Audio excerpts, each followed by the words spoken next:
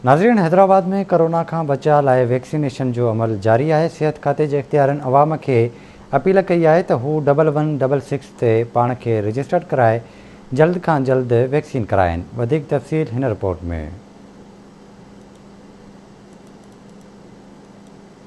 हैदराबाद में सेहत खाते तरफां कोरोना का बचाव की वैक्सीन लगाइण लाइ 10 सेंटर कायम किया विया आहिनि, जिते रोज़ानो की बुनियाद ते हज़ारे माण्हुनि की वैक्सीनेशन कई पे वञे। रश अगर थींदी तो थोड़ी देर वधीक लगंदी, न त 15 मिनटन जो प्रोसेस है। 15 मिनट में माण्हू फारिग थी थो वञे। कोई हिन महिल ताईं रिएक्शन न थियो आहे। 5500 हिते तक़रीबन इंजेक्शन लगी चुकियूं आहिनि, तक़रीबन 5500।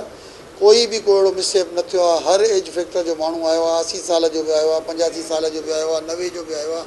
पहिरें मरहले में 50 साल का वधीक उम्र वारनि माण्हुनि खे कोरोना का बचाव की वैक्सीन लगाई पे वञे। वैक्सीनेशन कराईंदड़ आम माण्हुनि जो चवणु आहे त वैक्सीन लगाइण खां अॻु खेनि जेको ख़ौफ़ ऐं घबराहट हुई उहा ख़तम थी चुकी आहे। पहिरें डोज़ लगाइण खां पोइ को बि तबियत में फ़र्क़ु न आयो ऐं पहिरें डोज़ खां पोइ जेको सेकंड डोज़ लॻवायो उहो थोरो लेट लॻवायो, उन जे करे मैसेज वग़ैरह न आयो। मां इहो सभिनी खे कराइणु खपे। जीअं जीअं गवर्नमेंट इंस्ट्रक्शन्स आहिनि असांजूं असांजे फेवर में न उनखे कराइणु खपे।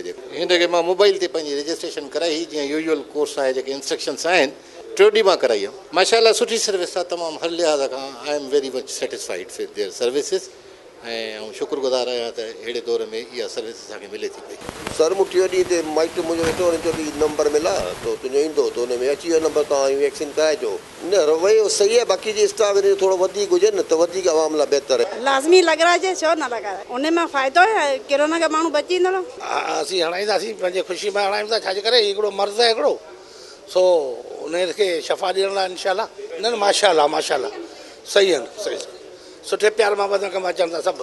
बिल्कुलु करणु खपे। इहा वबा जा आहे, मोदी अची बीमारी थी वई आहे, इन खां माण्हू जेतिरो बचे सुठो आहे। डेली जेको न 300-400 हिते वैक्सीन थी वञनि न। स्टिल अञा अहिड़ो को मतिलबु कोन थियो आहे इवेंट जंहिंमें असांखे रिपोर्ट थिए कंहिंखे वैक्सीन जे करे को रिएक्शन थियो आहे। डीएचओ हैदराबाद लाला जाफ़र जी दावा मूजिबि हैदराबाद ज़िले में क़ाइम 10 वैक्सीन सेंटरनि ते हेसि ताईं 50,000 खां वधीक माण्हुनि जी वैक्सीनेशन थी चुकी आहे। संदसि चवणु आहे त वैक्सीन सेंटरनि जो तादादु टीणो कयो पियो वञे त जीअं वधि खां वधि माण्हुनि जी वैक्सीनेशन थी सघे।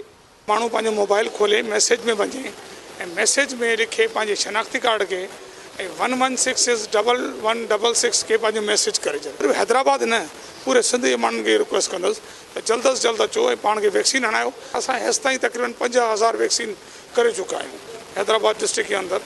ऐं अॻियां बि असीं चऊं था त 20-25 लख असां माण्हुनि खे कंदासीं। असीं अञा बि 20-25 सेंटर ॿिया खोलणु वञूं पिया। उनजे लाइ असांजो आगा खान वारनि सां, मेमन कम्यूनिटी सां मां चाहींदुसि त कम्यूनिटी वाइज़ वञूं। जिन वटि हॉस्पिटल्स आहिनि त उते असीं उन्हनि खे वैक्सीन ॾियूं। सेहत खाते तरफ़ां हैदराबाद में आम माण्हुनि खे चीन में तयारु थियल साइनोफार्म वैक्सीन मुफ़्त लॻाई पई वञे। आम माण्हू 1166 ते पंहिंजो सुञाणप कार्ड नंबर उमाणे रजिस्टर थी सघनि था। वैक्सीनेशन कराइण सां न रुॻो पाण पंहिंजनि घर भातियुनि पर ॿियनि खे बि कोरोना खां बचाए सघिजे थो। कैमरामैन यासिर कुरैशी सां गॾु इरफान अली बुगियो, आवाज़ न्यूज़ हैदराबाद।